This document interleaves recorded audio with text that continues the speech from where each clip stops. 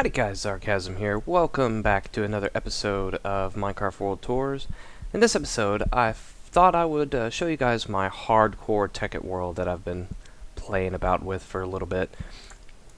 Sorry if it's loud, I've got these machines going here.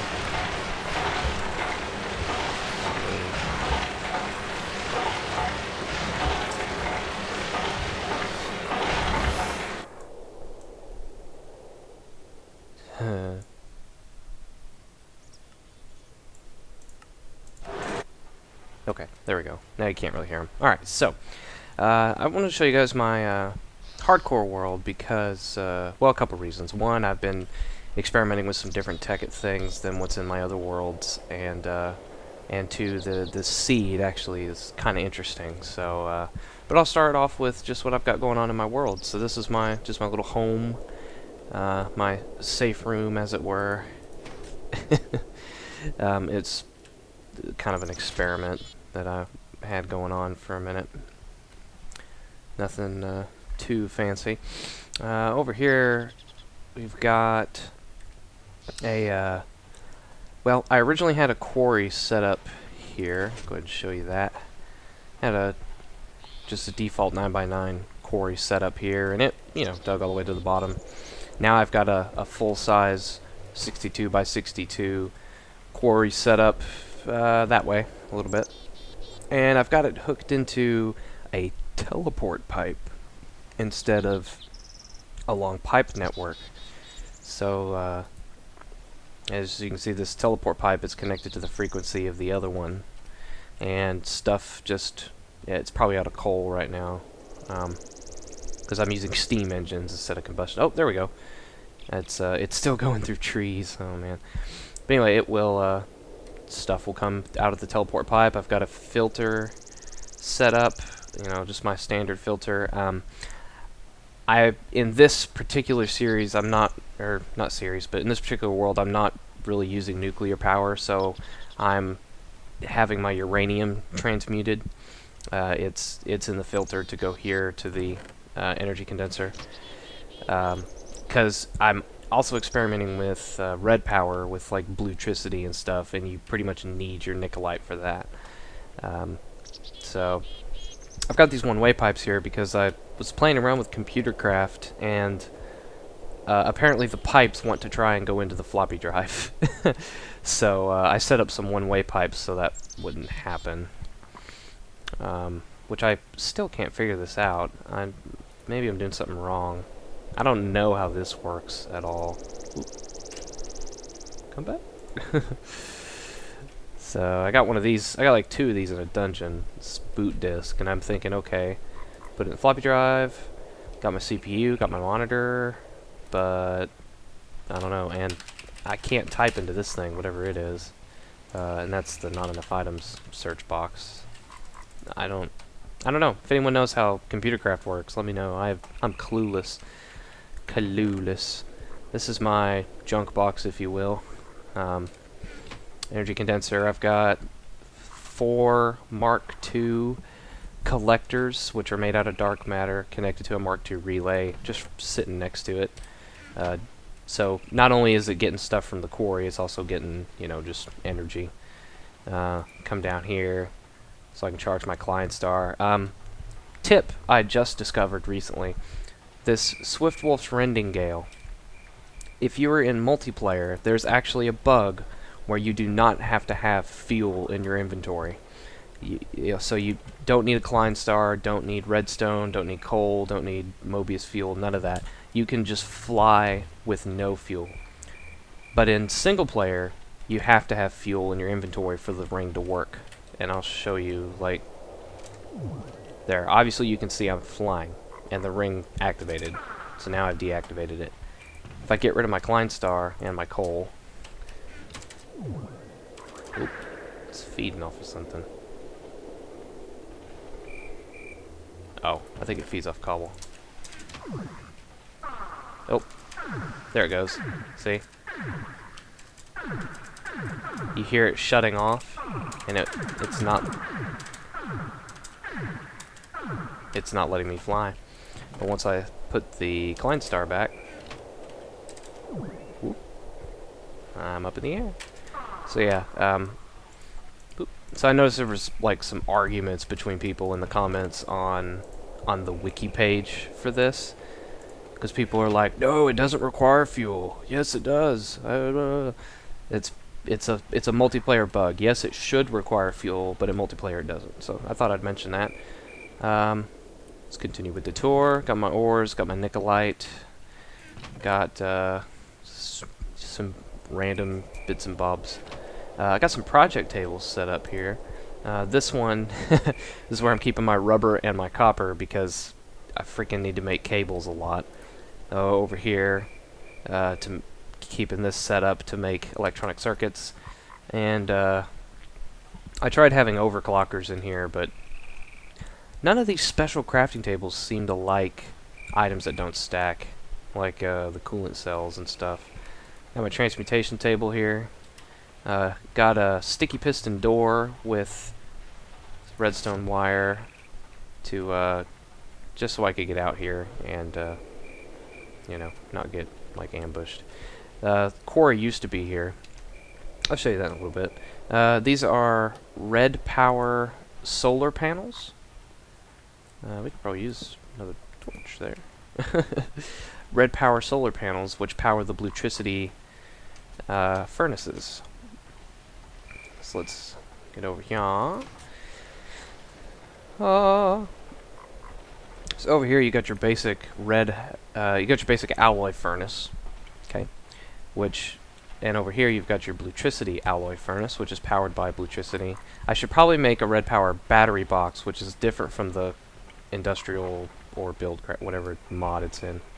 It's different from the bat box. And over here, Blulectric furnace, which is not bad. It's nice to have the normal furnaces or the industrial furnaces for your ore, dedicated to your ores, and then you just got an extra furnace here for, you know, your food.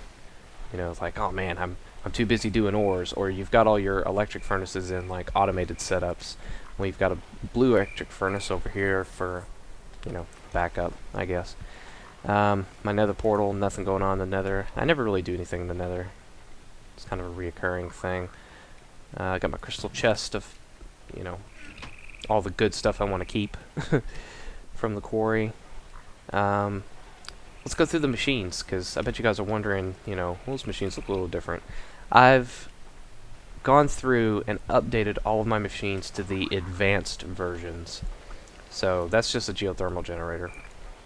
But these here is a centrifuge extractor. And you can still overclock them. They still need to be upgraded, a transformer upgrade. There's an MFE in the floor. I'll show you guys that in a minute. But if powered, see these advanced machines, if they're powered by redstone, like you see I've got here, they will constantly be running. So, like this, I don't know what MS stands for, but I'll go to like the macerators here. This is a rotary macerator, which I've got overclocked to 8,500 RPM, rotations per minute. Usually, normally it's 7,500, but this rotary macerator, you either have to power it, or I think it'll start to spin up if you put an item in it. But when you put an ore in it, when it's not powered, it's extremely slow, and it gets faster as it speeds up. But if you power it with redstone, it'll constantly be on. The problem is it'll constantly be drawing power. So I'll show you what I've done to kind of combat that. So I've got these two centrifuge extractors, the 3 rotary macerators. I have 3 induction furnaces, which if you power it, generates heat, and it's the same thing as the rotary macerator. You know, as it gets hotter, it gets faster. Problem with this thing is that you can't upgrade it. It will go up to the MFE voltage by default, whereas the rest of them don't. You have to transform them. So like you see here, I've got a transformer upgrade. But this you can't upgrade. So if you have these induction furnaces, you're always going to have to transform it back down, no matter what if you have an MFSU, you're going to have to transform it back down. Another thing to note is there's additional slots in here that the base versions of these machines don't have. In the case of the extractor, it's just multiple outs. So like, for example, great example, you've got a stack of rubber, of sticky resin, I should say, sticky resin, 64 sticky resin. The extractor gives you 3 rubber per resin. Well, now you've got 3 out slots. So now your one full stack of 64 resin will give you the 3 full stacks of rubber, and you don't have to keep coming back or pipe it out to a chest. So that's good right there. The macerator doesn't work like you think it would. It looks like it's got 2 slots and it would macerate 2 things at once. It doesn't do that. It only macerates one thing at once. It has 2 outs because you get 2 powders for every ore. So you put in a full stack, you're going to get 2 full stacks of powder. But what this is like a modifier slot. And I don't know what all the formulas are. But I know one thing I've been using this for is if you have iron ore and you put coal, I think I can show you actually. I've got some iron ore. I haven't. Oh no, darn! I can't show you. Anyway, put some iron ore in here and put coal here. It will macerate into refined iron powder. And then when you smelt that powder, it goes straight to being refined iron. So you don't have to smelt it again. And with that, I don't know how much coal it takes, because I've noticed it made several things of powder before it actually used a coal, so I don't know what the ratio is, but I thought that was pretty handy, just being able to make a refined iron powder right off the bat. Now the furnace does work like you think it would. You can actually smelt 2 different things at once. You can stick like your copper there and your tin there, and you'll get copper ore, tin, or copper bar, tin bar. Oh, that's another thing. Another combination of this is if you put copper ore here and tin ore here, you'll actually get bronze powder as if you crafted it. So that's pretty cool. Over here we've got the singularity compressor, which works just like a normal compressor. It's just really fast. And then this is just the recycling machine. I don't think there is an upgrade to the recycling machine. I just have it here to get rid of junk. Okay, so it's about daytime. Let's go show you the outside. Got a nice iron door set up here. Now, let me show you my setup outside. The way to actually get into my door is I have to jump over this gap. The normal path, which is what monsters would walk on, zombies and stuff, is actually kind of blocked. Their AI, when they get to this point, it won't detect to go up this way because of the gap. Whereas I can jump it, they're not smart enough to jump it. What they'll do is they'll try to come up here, they'll hit this pressure plate, and then the ceiling is low, and then they get stuck on the alarm. So they can't get out of it, and then I hear the alarm, and I come out and deal with it. So it's kind of a nifty thing I discovered. I hear a spider. Some cave networks down there. Whoa! Bucko. This is hardcore, so gotta be careful. There's my original quarry. Alright, now. Oh, I forgot to show you that.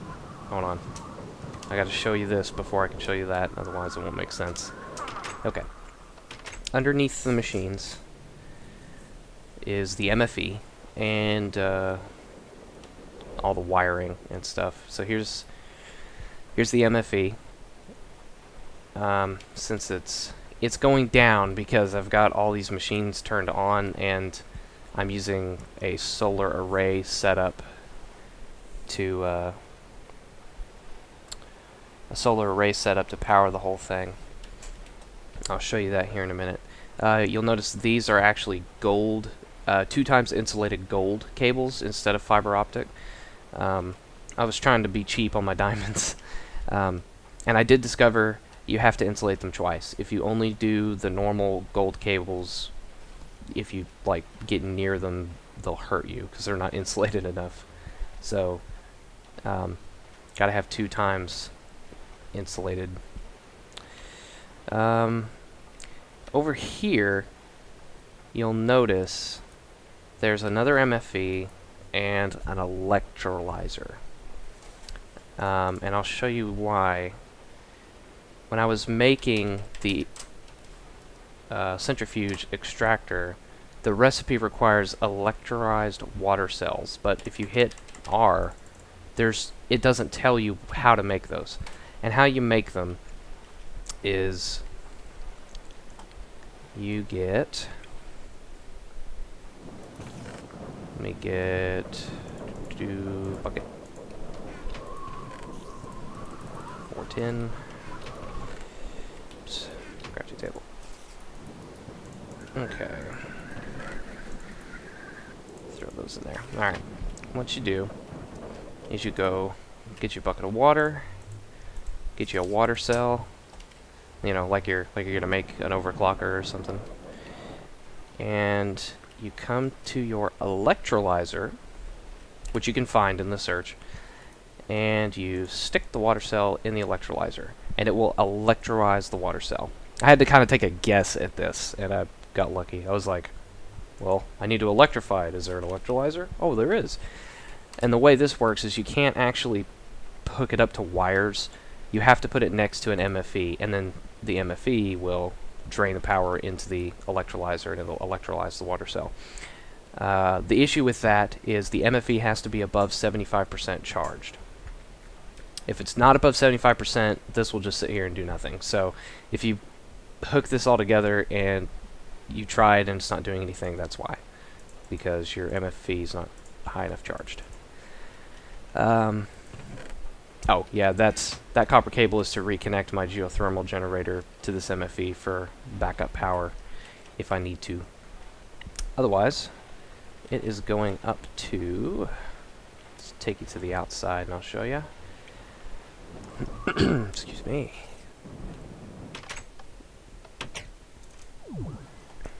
Fly.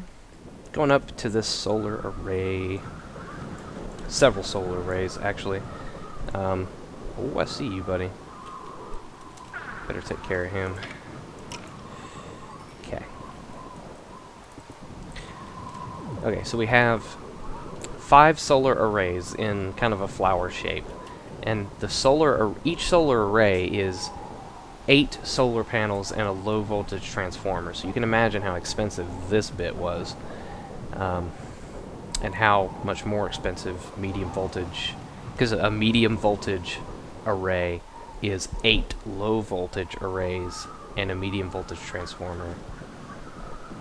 So 8 times 8 times 8. I mean, you see where this is going. But this actually provides a lot more energy than what 8 solar panels would provide. Even one array provides more energy than 8 panels would. And I've got 5 of them. And on a clear day, it is enough to sustain all the machines being powered and constantly drawing power. It will, the MFE will stay full, unless I'm actively using it. But so somebody actually gave me that tip on one of my Tekkit World tours, and forgive me, I don't remember the name. But yeah, thanks for giving me that tip about the arrays, and you know, there we go. So now, I'll show you the quarry. I built it up really high because I wanted to get the wood and the trees. I've got my 4 steam engines here. Got a little bit of red power wire there going up the sides, which is awesome. And I will say, 4 steam engines hooked up to this, I feel like is actually faster than 2 combustion engines. I don't know why, but it just feels like it is. Whoop. There we go. Okay. Now, as you can see, got my teleport pipe, which has to be on a normal pipe first. I tried to put the teleport pipe right into the quarry and it didn't work. So, just tip there. So yeah, that's pretty much my place. Items I've got on me, got the dark matter sword, dark matter pick, sapphire axe, sapphire shovel, mining laser, rending gale, some food, some torches, Klein star, iron, which is the first step of Klein star. Got a full set of nano, which I feel like nano is really cheap compared to like a set of diamond, and it provides more protection. And Now what I'm going to show you is the main reason why I was going to show you this world. Not just the advanced machines, but this was really cool. This seed, I spawned, I should have marked my spawn, but I spawned like way the heck out there, next to a village. Oh yeah, check that out. Big ass oil. Isn't that amazing? I spawned next to a village that was in the desert. It was actually really close to another village, so within the village there was like 2 iron picks, 2 pairs of iron boots. I never made wood or stone tools. It was cool. It was amazing. I skipped straight into iron. I was happy. And one time when I was down in the mines, I came back up out of what was I doing? I was over here for something. I was over here for some reason, and I discovered this ravine. And I look over the edge, and I see that. And I say to myself, nuh-uh. So I drop down. And sure enough, I did not have to go very far to find the stronghold.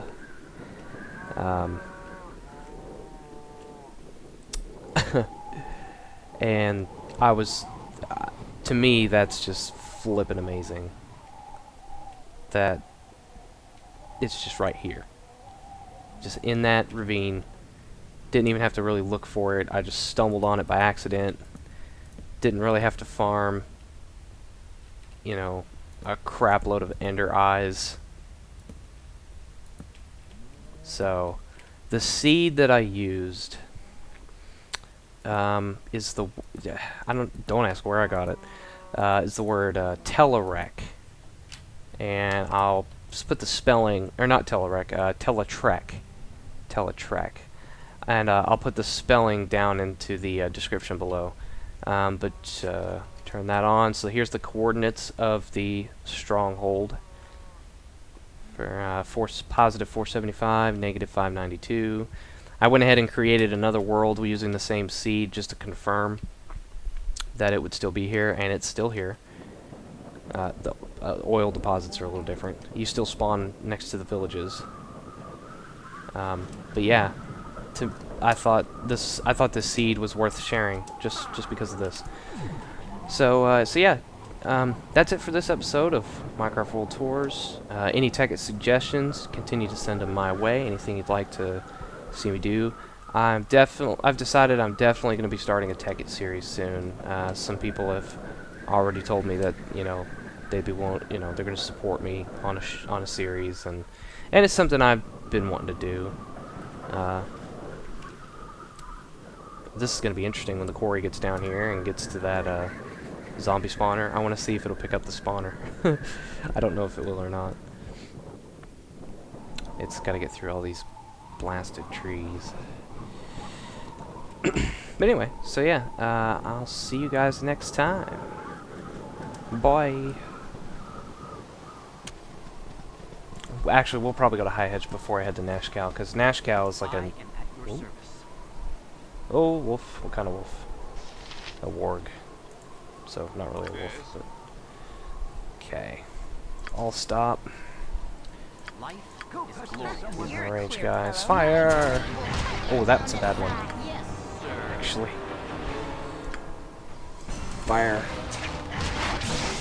Oh, line them up. Okay. Retreat. Fire. Attack that one. And attack. Wow.